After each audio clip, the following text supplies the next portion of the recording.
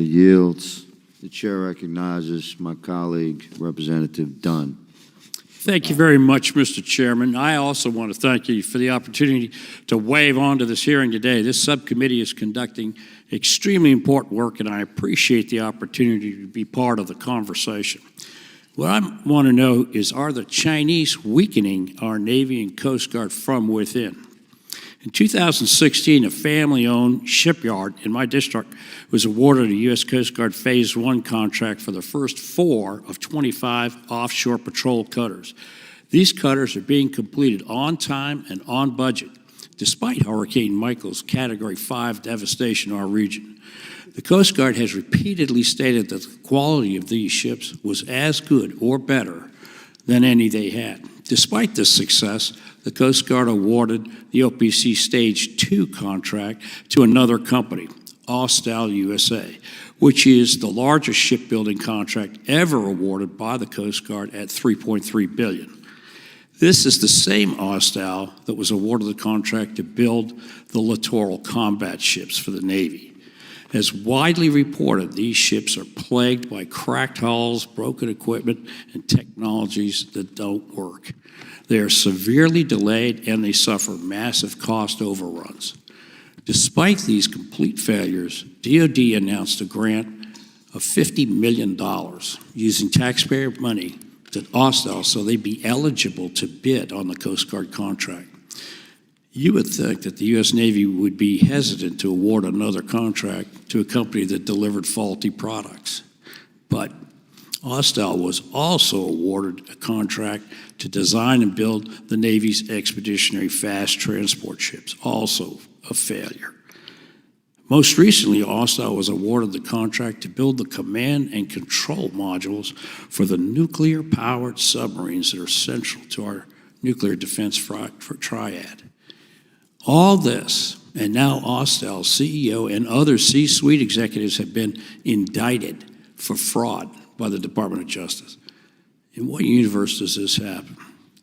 Austell USA is part of Austell International, an Australian company with close China links. In fact, Austell co-owned a shipyard in China until December of 2021. The entire time it was building ships for the United States Navy.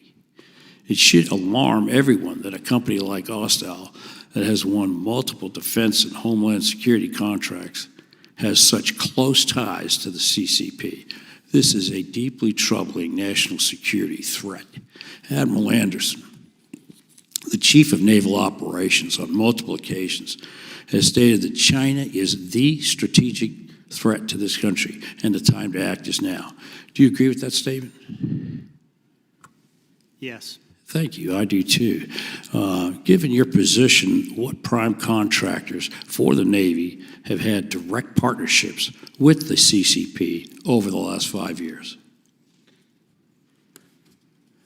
Admiral Anderson. Yeah, I'm thinking, I'm making sure I understand your question. Which prime shipbuilding contractors that do work for the United States have direct contact? With the Navy, are also working with the CCP. Let me help you. I'll reclaim my time. Mr. Chairman, I want to submit to the record an article from Baird Maritime titled, Zhanglong Shipbuilding Wins China Coast Guard Vessel Tender. Without objection. Thank you, Mr. Chair. Admiral Anderson, should prime contractors for the Navy or their subsidiaries have direct relationships with a country that your CNO believes poses the greatest threat to our nation's sovereignty and security? No. I agree. Thank you. Admiral Anderson, did the Navy provide a $50 million defense production grant, a grant funded by taxpayer dollars, to a company that had an active partnership with the CCP?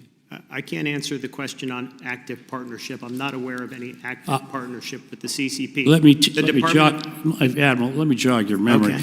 Mr. Chairman, I'd like to submit for the record a DoD press release announcing a $50 million Defense Production Act Title III grant with Austell USA. That's a nice gift.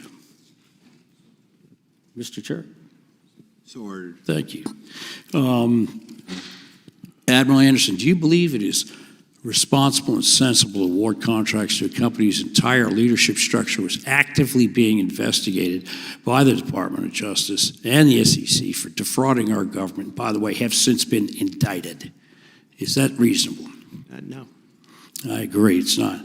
Mr. Chairman, I'd like to enter into the record a DOJ press release titled, "3 Men Indicted for Multi-Million-Dollar Accounting Fraud Scheme at a U.S. Navy Shipbuilder." And I think we can all guess who that shipbuilder is.